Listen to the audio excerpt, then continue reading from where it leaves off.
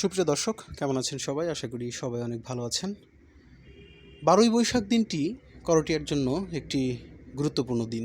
কারণ এদিনই করটিয়া জমিদার বাড়ির প্রাণপুরুষ ওয়াজেদ আলী খানপন্নী চাঁদ মিয়া, যিনি একজন দানবীর জমিদার হিসেবে পুরো বাংলায় বিখ্যাত হয়েছিলেন, তার মৃত্যুবার্ষিকী।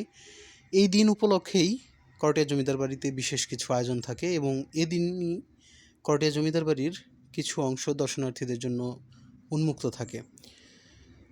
সেই সুযোগে আমরা আজ গিয়েছিলাম করটিয়া জমিদার বাড়ির বড় তরফ হাতে গোনা বেশ অল্প কিছুদিন বছরের খোলা থাকে, তার মধ্যে এই দিনটি অন্যতম।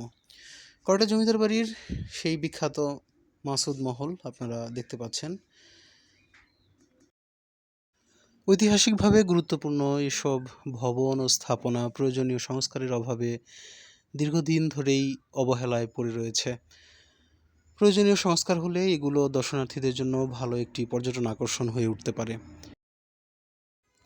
ওয়াজেদ আলী খানপন্নী চাঁদ মিয়ার মৃত্যুবার্ষিকী উপলক্ষে এদিন বিশেষ দোয়া মাহফিলের আয়োজন করা হয়।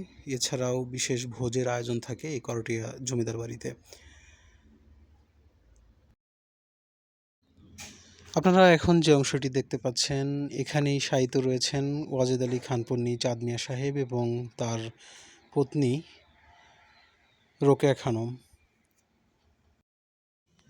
ইতিহাস ঐতিহ্য সংরক্ষণে করটিয়া জমিদার বাড়ির এসব স্থাপনা সংরক্ষণ করা খুবই জরুরি হয়ে পড়েছে, যার মাধ্যমে আগামী প্রজন্ম করটিয়া জমিদার বাড়ির ইতিহাস সম্পর্কে জানার সুযোগ পাবে এবং দর্শনার্থীদের জন্য দারুণ একটি পর্যটন আকর্ষণ হতে পারে এটি।